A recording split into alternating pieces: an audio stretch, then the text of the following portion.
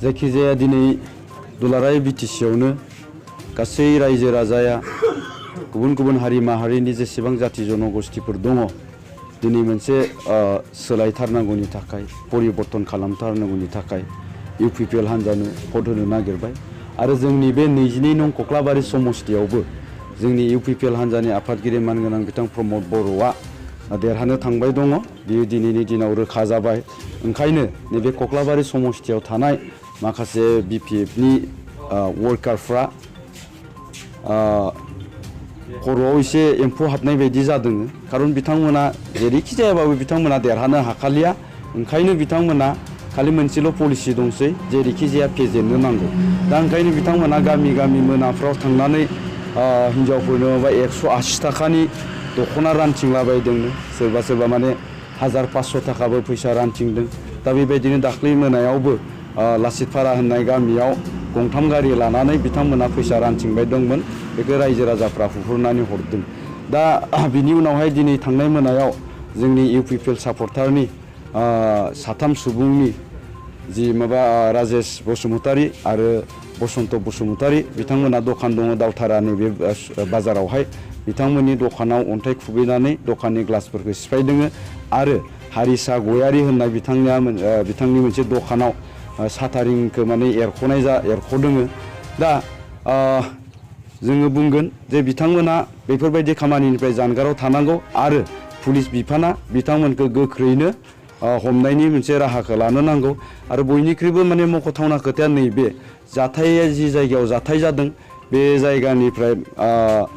मोनसे आउटपस्ट दङ दावथारा आउटपस्ट बे आउटपस्टआ खोब जायोब्ला माने 50 मिटार जागोन मोनथामबो जायगाया दा बेखायनो आङो खावलायगोन जाहाथे पुलिस बिफाना थाबैनो बिनि सायाव नायबिजिरनानै दायनिगिरिखौ हमनो नांगौ आरो मोनसे खोथाखौ बुंबावगोन बे आउटपस्टनि खाथियाव बड'लेण्ड गेस्ट हाउस मोनसे दङ बे बड'लेण्ड गेस्ट हाउसआव इउथ बिपिएफनि सेंग्राफोरखौ बेवहाय माने केम्प खालामनानै दोनदों बिथांमोना माने हरनि 2टा 3टा 2:30हालागै बेयाव जौ लोंनानै बिथांमोना माने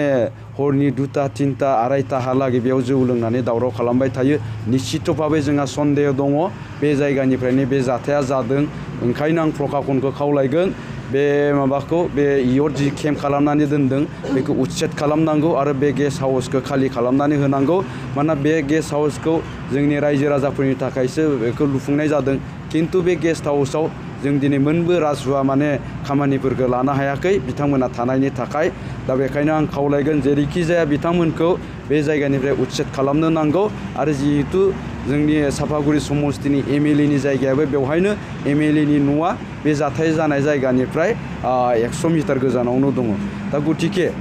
जोंनि नैबे जायगानि ओनसोलनि सान्थिनि थाखाय आरो बे बिसायख'थिखौ जाहाथे जों दावराव दावसि खालामालासे बारहोनो हायो बिनि थाखाय गासै माने रायजो राजाखौ आं आपिल खालामगोन आरो पुलिस बिफानखौ बिनि सायाव गोख्रों राहा लानो थाखाय आङो खावलायगोन मानोना बिथांमोना नैबेखौ जोङो बुंगोन जागायदोंसो होननानै बुंगोन बिथांमोना अयभास दङ सिगांनिफ्रायनो बेबायदि खामानि मावबोनाय दा सानाव मावनो हालिया मानोना रायजो राजाफ्रा रावबो गिलिया दा ओंखायनो बिथांमोना मोनायाव बे खामानिखौ मावनो लानाय जादों आरो बिनि अनगायैबो दिनै थांनाय मोनायाव बरखाग्रा होननाय गामियाव जोंनि इउपिपिनि जि फ्लेग दङ बे फ्लेगफोरखौ गासैखौबो थारमाने बिपिएफनि वर्कारफ्रा बेखौ माने बुखुनानै गारहरदों दा बेखौ सोर माने बुखुदों बेफोर मानसिखौबो जोङो मोनथिबाय जायगानि मानसिफोरनिफ्राय दा गतिके जों बिनि सायावबो गोख्रों राहा लानो नागिरदों आरो पुलिस बिफाना बिनि सायाव एक्सन लानो नांगौ आं बेखौ खावलायगोन सार जों बे साटार माबायाव सिफायनायाव बा बोखाना दोननायाव जों नुनो मोनदों जे थांनाय 10 नभेम्बर बा बर' थुनलाइ आफादनि साननि बेवहाय माखासे खुन्था कालार फोनलायनाय खुन्था मानि लांनानै बिसोरो साटारखौ बुफायदों बेनि सायाव मा बुंनो सानो बियो बिराद मोनसे माने प्रुफ जे बे 16 नभेम्बर थांनाय नैबे 16 नभेम्बरखौ बे दावथारायावनो फालिनाय जादों आरो बे 16 नभेम्बराव डेक'रेसननि थाखाय जायफोर औवानि खुन्था बा गयनि खुन्था बे औवानि खुन्था गयनि खुन्थाफोरखौ जि बड'लेण्ड गेस्ट हाउसआव दा माबा बिपिएफनि इयथ बिपिएफनि जायफोर सेंग्राफ्रा केम्प खालामनानै दोनदों बे केम्पआवनो बे औवानि खुन्था बे गयनि खुन्थाफोरखौ जमा खालामनानै दोनदों दा गतिके बे खुन्थाफोरखौनो लानानै बिथांमोना साटारिंखौ खेवहैनो नाजादोंमोन आरो बे खुन्थाया दाबो बे दखाननि दरखं मोखाङावनो दं दा बिनिख्रुइ माने देरसिन आरो मा प्रुफ थाबावनो गतिके बेवहाय जेबो माने दद गैलिया दा बे केम्पनिफ्रायनो थांनानै बे खामानिखौ मावदों गतिके पुलिस बिफाना बिनि सायाव गोख्रों राहा लानांगौ आरो लायाब्ला जोङो इउपिपिएल दोलोनिफ्राय गोख्रों माने सोमावसारनाय जागोन मा होनना बुंनो दा आंथ' गामियावसो दंमोन मोनायाव आंनिया न'आ जाबाय हुरुपामाव दखाना जाबाय दावथावमोन मथा मथि आङो 2000 बेसेमोनथाय 8 ना 15 17निफ्राय सिएसपिखौ खुलिनाय जादों जों बेंकनिनो लिंक दं सिमला ब्रान्सनि आन्दाराव दा भट फैनायनि बेलायावनो दा घटनाखौ आं बिदि मोनसे सानाखै नङा दिनै मोनायाव जोंनि गामियावबो खोना जादोंमोन बिसोरो गामिनि जोंबो आरो पिडिपिआव दंमोन नालाय पिडिपिफ्राबो लिंलांबाय आंखौ आं नेबाय गासिबो थाबाय ओमफ्राय गारिफ्रा थांलाय फैलाय जों थांबाय गंथाम थांदोंमोन गारि जोंनिफ्राय बे गंथाम ओरै फैफिनदो नाम्बार साम्बाराबो दंना गैया गामिनि मानसिफोरा मिथिगोन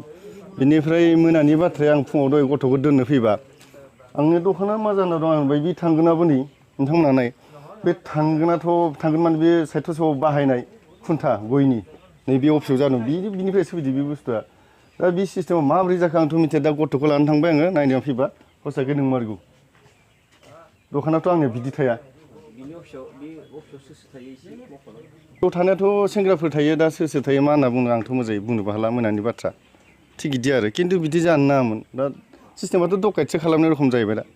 जों जाबाय सिएसपि जों पाब्लिक रिलेटेड जोंहा फैसा थाखाबो दं बहि पत्र सब दंजोबो बेयाव माबा मोनसे रिक्स मा फुरा डाटायानो गोमाजोबगोन जायनि थाखाय गभर्नमेन्टनि फालायावबो थारमाने बुंजागोन आरो हमजागोन बुस्थुफ्रा मानो बिदि जायो दा जोंहा सिकिउरिटिबो नांगौमोन जोंखौ सिकिउरिटिबो होयोमोन होनायालाय खिन्थु जों थारमाने बेफोरबायदि खालामाखै खारन लकेलाव बेजोंबो थायो नालाय दा भबिष्यतआव जुदि बेफोरबायदि जायोबाथ' जों सिकिउरिटिनि बाथ्राखौबो रायलायनांगौ जाना फैगोन गभर्नमेन्टजों होयो जोंनो सिकिउरिटिबो होयो माने डिउटि होनाय मोनसे थायो आरो सिएसपिनि गेजेराव इसोर माने नोंथाङा सोरखौबा डाइरेक्टलि बुंनो सानो नामा डाइरेक्टलि आं बुंनो हाया खिन्थु बुस्थुआ आं मोनसे सासपेक्ट खालामदों थारमाने मोनायाव बेयाव खाना जानायाव जोंनिफ्राय फैदो आरो बेफोर गारिया ओमफ्राय बेयाव मानसिफोरा आं फनजोंबो मोनायाव रायलायनाय समाव मानसिफोरा बिराद मानसि जमा जादोंलै नोंनि दखान खाथियाव थिग बिदि बुंदो आरो ओमफ्राय बेलेगथ' मानसि जमा जानायनि खोथा फैया दा बिदि मोनायावलाय मानो इमान मानसि जमा जानो दखानखौ माबा मोनसे खालामनो नागिरदों आं मोनसे सानदों आरो माने इलेक्सननि थौआव बे बुस्थुखौ मावनाय जादों थिग बिदि नोंथाङा इलेक्सननि दौआवबा माबा मोनसे पार्टिखौ सन्देह खालामदों नामा आं दा पार्टिखौ सन्देह खालामनो माने बुंनो थाङोबाथायथ' जोंनि पार्टिनि गेजेराव जोंनि बिटिसिनि गेजेराव बा जोंनि बेखिनि एरियायाव कक्लाबारि समस्थियाव जोंनि पार्टिया मोनथामल'सो मोनसेया जाबाय मृदुल आरो मोनसेया जाबाय प्रमद ओमफ्राय आरो मोनसेया जाहैबाय जोंहा धिरेन सार दा बिनि गेजेराव हाइ फाइ नांनाय हिसाबै दा धिरेनजों आरो प्रमद सारनि गेजेराव जाबाय दं जोंफोरनि जेब्ला वर्कारफोरा ओंखारदों गामिफोराव मोननै पार्टियाव राननाय रखम जाना दं दा मोननै पार्टियाव आं जाहैबाय थाना थायो आं